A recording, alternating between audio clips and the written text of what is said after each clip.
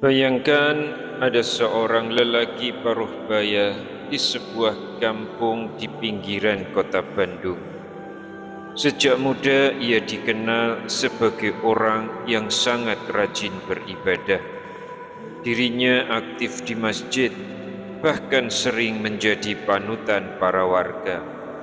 Pada suatu hari, ia menemukan sebuah wirid yang katanya wirid tersebut diamalkan oleh Rasulullah Sallallahu Alaihi Wasallam dan diwariskan oleh seorang ustadz yang sangat terkenal di media sosial.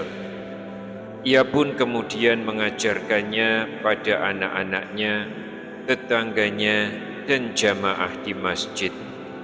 Puluhan tahun ia membaca wirid itu setiap selesai sholat. Namun, menjelang akhir hayatnya, seorang muridnya yang baru pulang dari pesantren mengatakan, "Pak, wirid itu sebetulnya tidak pernah diajarkan oleh Rasulullah. Wirid itu tidak ada di dalam hadis yang sahih."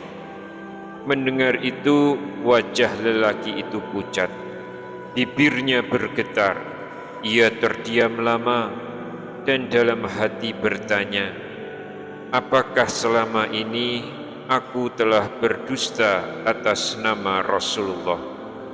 Pertanyaannya, jika itu terjadi pada diri kita, apakah kita sudah siap menanggung resikonya? Bismillahirrahmanirrahim. Assalamualaikum warahmatullahi wabarakatuh. Syukur alhamdulillah kita masih dipertemukan kembali di channel ini. Salawat dan salam selalu dan tetap tercurahkan kepada junjungan kita Nabi besar Muhammad sallallahu alaihi wasallam. Allahumma sholli ala sayyidina Muhammad wa ala ali sayyidina Muhammad. Harapan dan doa saya, semoga sahabatku semuanya selalu diberikan kesehatan, dilapangkan rezekinya, diampuni dosa-dosanya, dan selalu dipanjangkan umurnya. Dan sempatkanlah menuliskan sholawat di kolom komentar. Insya Allah akan menjadi bukti cinta kita kepada Rasulullah Muhammad Sallallahu Alaihi Wasallam. Semoga kita semua mendapatkan syafaat beliau di akhirat kelak. Amin ya Rabbal Alamin. Sahabat beriman yang dirahmati Allah, di zaman sekarang ini arus informasi begitu deras.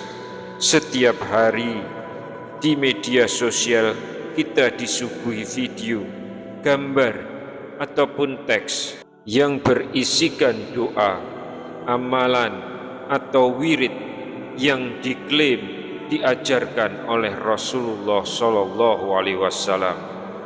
Tidak jarang amalan itu diberi label 100% pasti manjur, diamalkan oleh Nabi atau warisan ulama besar. Bahkan ada yang mengatakan, kalau kamu tidak mengamalkan amalan ini, berarti kamu menyia-nyiakan sunnah Nabi. Padahal, tidak semua amalan yang viral itu benar-benar berasal dari Nabi Muhammad Sallallahu Alaihi Wasallam. Masalahnya, banyak dari kita, termasuk yang sudah lanjut usia, bahkan yang sudah berpengalaman dalam ibadah, tidak memeriksa dulu sumbernya. Kita terlanjur percaya karena sang penyampai terlihat alim atau karena kalimatnya menyentuh hati. Lalu apa jadinya kalau amalan itu ternyata palsu? Bagaimana kalau tanpa sadar kita telah berdusta atas nama Nabi Muhammad Sallallahu Alaihi Wasallam? Dan seperti apa beratnya ancaman bagi yang melakukannya, walaupun dilandasi dengan niat baik. Namun sebelum kita lanjutkan, silahkan like, subscribe, dan tuliskan doa serta hajat Anda di kolom komentar. Siapa tahu ada saudara kita yang membaca dan ikut mengaminkan. Pastikan juga tonton video ini sampai akhir agar tidak gagal paham dan bisa menyampaikan ini kepada orang lain dengan benar. Sahabat yang beriman, bukannya saya yang mengada-ada. Peringatan ini sungguh-sungguh datang langsung dari Rasulullah SAW. Hadis dari Ali bin Abi Thalib radhiyallahu an, beliau berkata, "Qala an-nabiyyu la taktibu alayya fa innahu man kazaba alayya falyaliji an-nar." Rasulullah sallallahu alaihi wasallam bersabda, "Janganlah kalian berdusta atas namaku, karena sesungguhnya siapa yang berdusta atas namaku, maka hendaklah ia menempati tempatnya di neraka." Hadis riwayat Bukhari, ada di dalam kitab ilmu bab nomor 38. Begitu pula dari Abu Hurairah radhiyallahu an, Rasulullah sallallahu alaihi wasallam bersabda, "Man kazaba alayya muta'ammidan falyatabawwa maq'adahu minan nar." Siapa yang berdusta atas namaku dengan sengaja, maka hendaklah ia menempati tempat duduknya di neraka. Ini juga ada di dalam hadis riwayat Bukhari di dalam kitab ilmu bab nomor 38. Perhatikan, ancaman ini sangatlah tegas. Rasulullah sallallahu alaihi wasallam tidak mengatakan dosa besar, tapi langsung mengatakan neraka. Sahabat yang beriman, sekarang berdusta atas Nabi sallallahu alaihi wasallam tidak selalu berarti kita sengaja memalsukan sebuah hadis. Bisa jadi kita hanya melakukan share atau membuat konten tanpa memeriksa kebenarannya.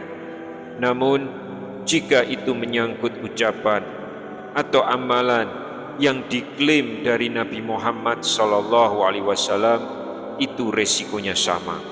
Bayangkan, satu postingan di media sosial bisa dilihat ratusan ribu orang dalam waktu singkat. Kalau isinya keliru, berarti kita telah menjadi perantara kebohongan yang menyebar luas. Dan dosa itu akan terus mengalir meski kita sudah meninggal. Tidak semua amalan baru itu salah. Memang ada amalan sunnah yang sahih dari Nabi Muhammad SAW. Ada pula amalan mubah yang dibolehkan selama tidak mengklaim bahwa itu amalan dari Nabi Muhammad. Tapi kalau sebuah doa atau wirid dikatakan ini dari Rasulullah, padahal tidak ada dalil sahihnya, itulah yang masuk dalam kategori dusta atas nama Nabi. Lantas bagaimana sikap kita untuk menyikapi hal yang seperti ini? Apa yang harus kita lakukan? Yang pertama, periksa sumbernya sebelum mengamalkan ataupun menyebarkan. Yang kedua, selalu merujuk kepada Al-Quran, hadis sahih, dan penjelasan ulama yang terpercaya. Yang ketiga, kalau ragu lebih baik diam daripada salah. Rasulullah SAW bersabda, "Tinggalkan yang meragukanmu kepada yang tidak meragukanmu." Hadis riwayat Tirmizi nomor 2518, dan hadis ini memiliki derajat hasan sahih. Oleh karena itulah, bagi yang membuat konten dakwah, beban ini menjadi lebih besar.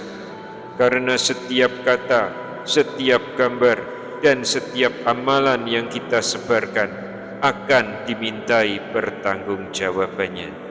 Jangan hanya mengejar views ataupun viral, tapi abai terhadap kebenaran sumbernya. Sahabatku, satu ucapan dari kita bisa menjadi sebab masuknya orang ke surga atau ke neraka. Jangan sampai niat baik kita justru menyeret kita pada azab Allah. Dan jika pembahasan ini bermanfaat, sampaikanlah kepada orang lain, karena bisa jadi dari tanganmu Allah akan selamatkan banyak orang dari dosa berdusta atas nama Rasulullah sallallahu alaihi wasallam. Semoga Allah menjadikan kita hamba yang amanah dalam menjaga sunnah nabinya. Amin ya rabbal alamin. Wallahu a'lam bishawab. Wassalamualaikum warahmatullahi wabarakatuh.